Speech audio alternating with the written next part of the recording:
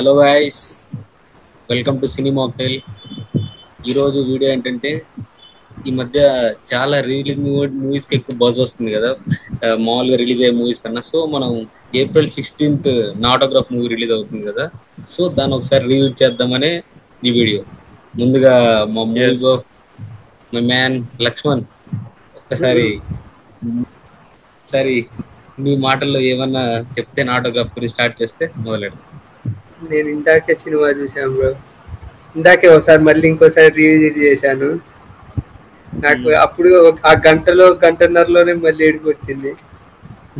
So బాగా అనిపించింది నాకు కూడా. చూద్దాం.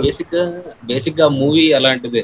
ఇప్పుడు మన పెద్దవాళ్ళు ఉంటారు చూడు, వాళ్ళ చైల్డ్హుడ్ అంతా గుర్తొస్తుంది. వెనకలికి వెళ్ళి మళ్ళీ ఆ స్కూల్ థింగ్స్, ఇద్దరు ముగ్గురు లవ్ స్టోరీస్ ఇలా చూస్తూ ఉంటే అది అంటే మాకు లవ్ స్టోరీస్ లేవులే, మరి నేనైతే ఫస్ట్ దానికి కనెక్ట్ అయ్యా కొంచెం. ఇప్పుడు ఆ సినిమా ఏంటంటే నీకు లవ్ స్టోరీ ఉండాలని కాదు. చిన్నప్పుడు బేసికల్లీ నువ్వైనా ఎవరైనా కానీ అబ్బాయి అనే ప్రతి ఒక్కడు కనెక్ట్ అవుతాడు ఆ సినిమాకి ఎక్కడో పాయింట్ లో. సినిమా చూస్తున్నప్పుడు ఒక స్మైల్ ఉంటుంది ఫేస్ లో. మనం కేమ్ అక్రాస్ చేసిన సీన్స్ పక్కా ఉంటాయి. ఏదైనా అమ్మాయిని కలవడం కానీ చూడడం కానీ వాళ్ళు రెస్పాండ్ అవడం, ఎక్కడో చోట కనెక్ట్ అవుతారు అబ్బాయి అన్న ప్రతి ఒడు. నేను బాగా కనెక్ట్ అయిన ఒక విషయం ఏంటంటే, ఇందానికి మూవీ చూస్తున్నప్పుడు వాళ్ళ డాడీ షేవింగ్ తీసుకొని వాడు గీసుకుంటాడు గడ్డ. అది మాత్రం ఆ సినిమా చూసాక ప్రతి ఒక్కరు గీసుకోమంటారు గ్యారంటీ. మళ్ళీ లాస్ట్ ఆటోగ్రాఫ్లు పెట్టించుకోవడం, అది ఇప్పుడు స్లామ్ బుక్స్ అంటాం మనం, స్లామ్ బుక్స్ ఆటోగ్రాఫ్లు పెట్టించుకోవడం లాస్ట్ లో. అది మాత్రం పక్కా 10th అయిపోయిన తర్వాత అందరు హడావిడి ఉంటారు అనమాట ఫేర్వెల్ రోజు.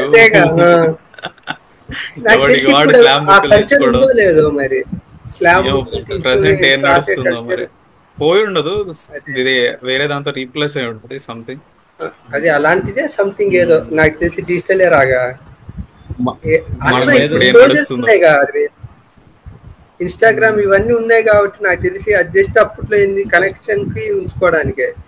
ఇప్పుడు అయ్యేది నాకు తెలిసి ఉండో ఏమో. ఇన్స్టాగ్రామ్ అంటే చిన్న టౌన్స్ లో ఉంటాయి, చిన్న టౌన్స్ లో ఉంటాయి, పెద్ద వాటిలో చెప్పలేం కానీ సిటీస్ లో వాటిలో చిన్న టౌన్స్ లో ఖచ్చితంగా ఉంటాయి.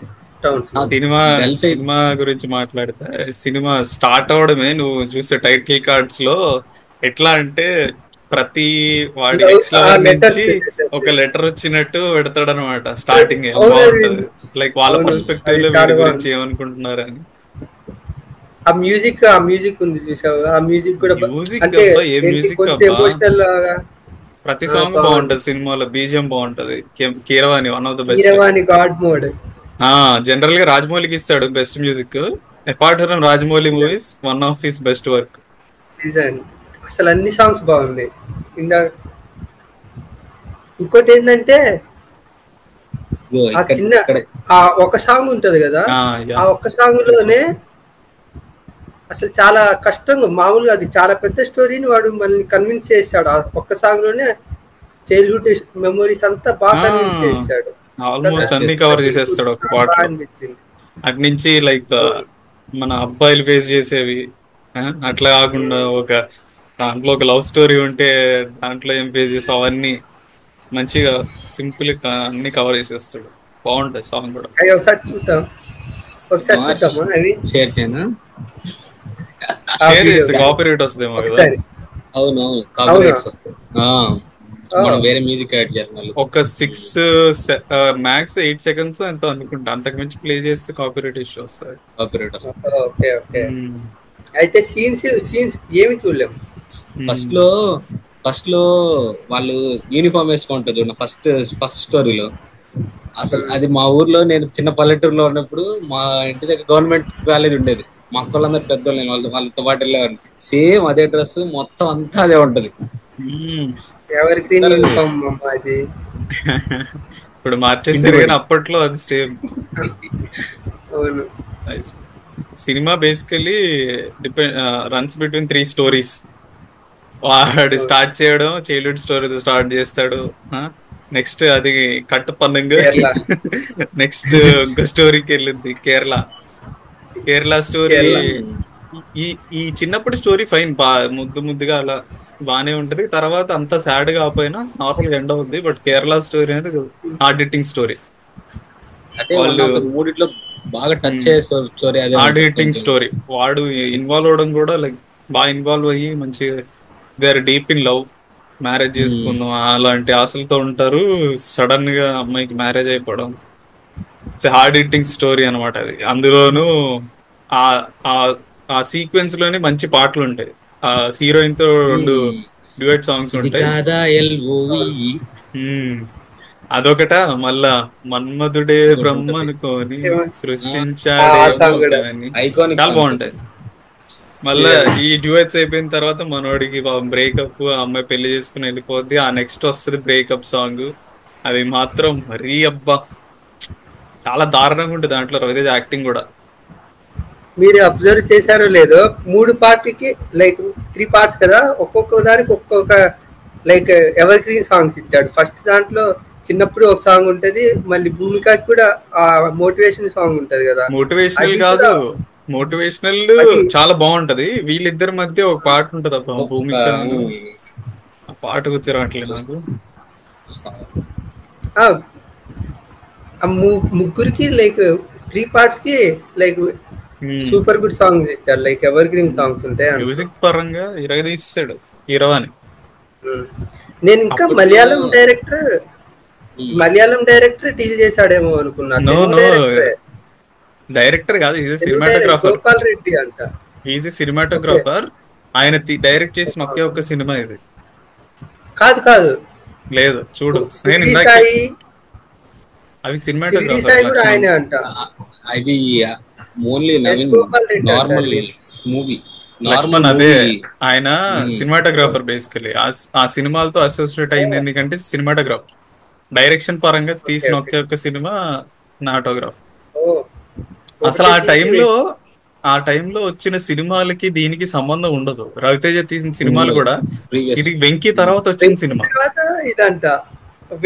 ఒక మాస్ సినిమా చూసిన తర్వాత మేబీ జనాలు దేవర్ expecting something mass commercial comedy expect చేస్తున్నారు.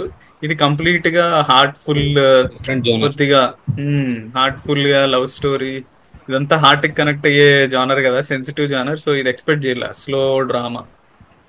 బేసిక్ గా ఇప్పుడు జనాలు కూడా మాస్ కామెడీ ఇవి బాగా ఎక్కువ ఫోకస్ చేసేవాళ్ళు. అందులో ఒక హీరోని ఒక పర్టికులర్ జోనర్ చూస్తే ఇంకో జోనర్ లో యాక్సెప్ట్ చేయలేకపోయేవాళ్ళు అప్పుడు. కానీ అందుకే మేబీ ఈ సినిమా అప్పట్లో దీంట్లో ఫైట్స్ లేవు, అంటే అంత మాస్ ఉండదు కదా. అప్పుడు దాకా ఫుల్ మాస్ ఎంటర్టైనింగ్ లో చూసుంటాం మనం రవితేజ. అవును, ఒక్క ఫైట్ ఉంటది అంతే, అదే కేరళలో ఫైట్ ఉంటది. ఇంకా కేరళలోనే సునీల్ కామెడీ ఉంటది కొద్దిగా అంతే. అవును, సునీల్ కామెడీ కొంచెం అది చూసా పీరియడ్ అయిపోయినాక 50 రూపాయలు క్రేజీ అది వాడుతూ ఉంటారు. ప్రతిసారి చూడాలా ఇస్తాలే పీరియడ్ అయిపోయినాక అంటాడు. సునీలే బ్రో అసలు అంతే. ఇంకా లైఫ్ ఎవాల్వ్ అవ్వాలి కాబట్టి ఇంక ఇటు సైడ్ వచ్చేసాడులే. ఇప్పుడు దాకా చేయలేదులే కామెడీగా, బట్ క్రేజీ మిస్ అవుతున్నాం అసలు. మళ్ళీ ఇంకో సీన్ ఉంటది మరి భూమిక ఆ పాటలో. అదే స్టార్టింగ్ లో వాళ్ళందరూ రూమ్ లో కలుస్తారుగా, ఎక్కడ బ్రెడ్ తింటా ఉంటే నాకు కళ్ళు తిరుగుతున్నాయి, బ్రెడ్ ఇస్తావా అంటే అడుగుతాడు, ఇచ్చేస్తాడు.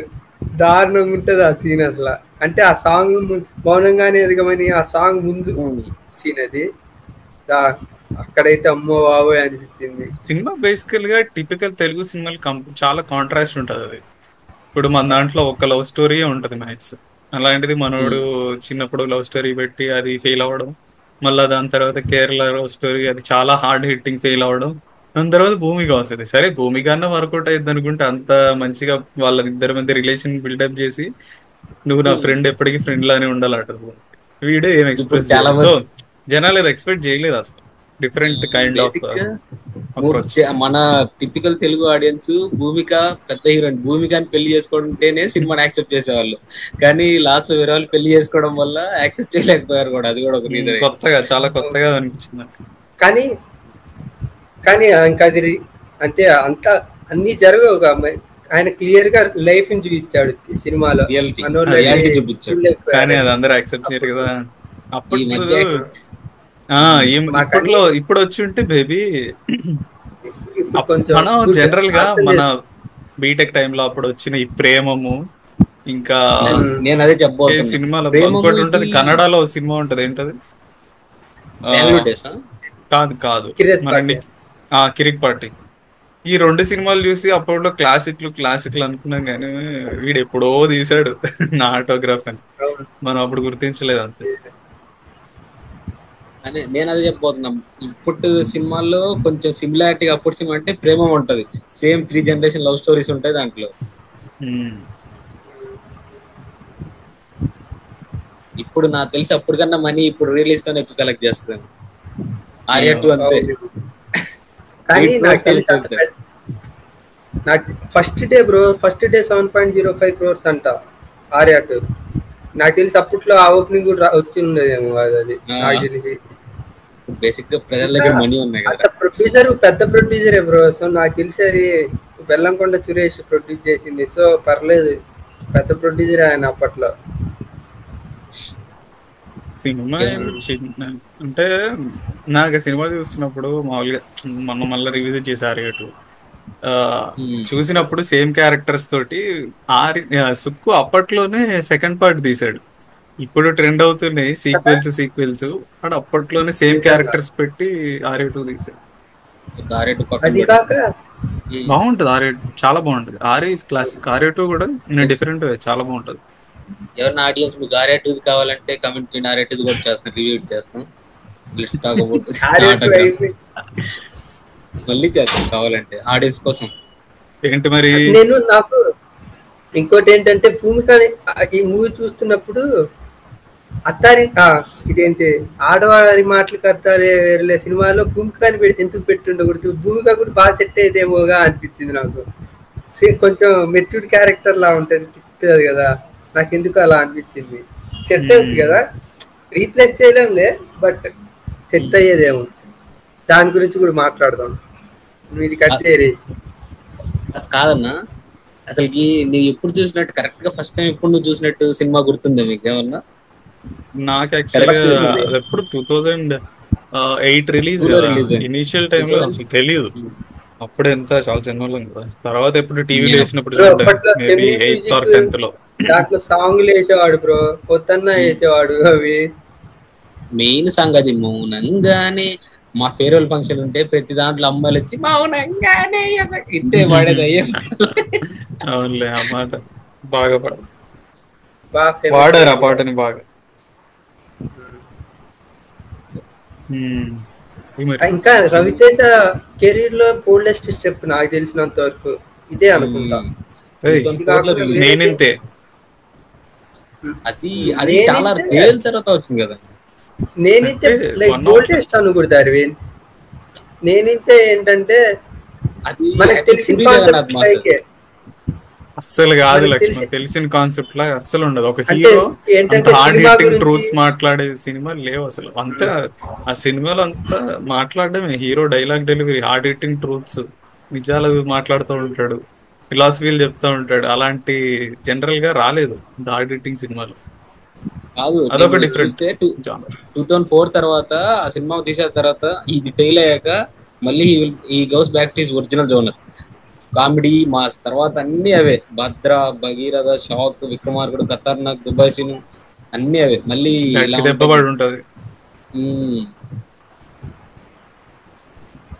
తర్వాత మళ్ళీ ఇలాంటిది. తర్వాత ఏమన్నా కొంచెం కొత్తగా తీసిందంటే నేనింతేలో కూడా రవితేజ స్టైల్, రవితేజ మార్క్ ఉంటుంది దాంట్లో. మరి ఇది కొంచెం పూరి జగన్నాథ్ ఎక్కువ కనపడతాడు ఆ మాటలు అలానే, బట్ క్యారెక్టర్ హీరో బాగానే ఉంటది. ఆ డైలాగ్ డెలివరీ అంతా తిందే కదా, చాలా బాగుంటది. ఇంకా ఇంకోటి ఏంటంటే దీని గురించి మాట్లాడాలి. పెళ్ళప్పుడు వాళ్ళ గెస్ట్స్ అందరు వస్తారు కదా, అది కూడా బాగా అనిపిస్తుంది. నాకు బాగా అనిపించింది కదా, అందరూ ఫ్రెండ్స్ ని పిలిచి పరిచయం చేయడం, అది బాగా అనిపించింది. బేసిక్ అప్పుడు అందరూ చిన్న వాళ్ళ విలేజ్ అక్కడ కాన్వెంట్ స్కూల్లోనే చదువుకో ఉంటారు, వాళ్ళకి బాగా కనెక్ట్ అవుతాయి. ఇప్పటికి కూడా మన ఇంట్లో వాళ్ళు మా ఫ్రెండ్, మా అమ్మ వాళ్ళు వీళ్ళంతా మా ఫ్రెండ్ రా, మా క్లాస్ చదివింది అమ్మాయిని గుర్తుంటాయి. మనం అలా గుర్తుపెట్టుకోవాలి ఇప్పుడు జనరేషన్ వాళ్ళు. వాళ్ళైతే మా ఫ్రెండ్ డైల్యూట్ అయిపోయింది ఎమోషన్స్ ఇవన్నీ, లైక్ అన్ని డైల్యూట్ అయిపోయింది. ఇంకా ఏమన్నా నీకు ఏది బాగా నచ్చింది 3 parts లో? ఏవి నీకు లైక్ 3 parts ఉన్నాయిగా? నాకు కేరళ స్టోరీ, కేరళ. ఎందుకంటే కొంచెం హార్డ్ రేటింగ్ ఉంటది కదా, సో ఎక్కువ కనెక్ట్ అయ్యా నేను. చిన్నప్పుడు ఇన్నోసెంట్ గా క్యూట్ గా ఉంటది, సో అంత హార్ట్ కి రాదు, అలా క్యూట్ అనిపిస్తుంది. బట్ కేరళ కానీ ఆ స్లామ్ బుక్ దగ్గర కొంచెం కొంచెం అలా అలా అలా బాధ చేసింది. మళ్ళీ లాస్ట్ లో నాకు లాస్ట్ లో కూడా కొంచెం బాధ చేసింది, బాగా అనిపించింది. లైక్ అందరు వచ్చి మరి నీ పెళ్లి నీ క్రష్లందరినీ పిలుస్తావా లక్ష్మణ్? అది నేను ఆ సీన్ చూసినప్పుడు నాకు అభినవ్ కూడా గుర్తొచ్చాడు. పక్క వాడే అనుకున్నా, వాడు పెళ్లికి అట్లా వస్తారని. వాడు ఎక్సెల్ అందరు వస్తారు. ఇట్స్ అభినవ్ పెగుడా. లాస్ట్ వీడియోలో వచ్చింటాడు, లాస్ట్ వీడియో పెద్ద రివ్యూ ఉంటది, చూడండి. అది that's it friends, will wind up. మళ్ళీ ఇంకా ఇలాంటి వీడియోస్, రివిజిట్ వీడియోస్ ఇంకా ఏమన్నా చేయాలనుకుంటే ఒకసారి కింద కమెంట్స్ లో మెన్షన్ చేయండి.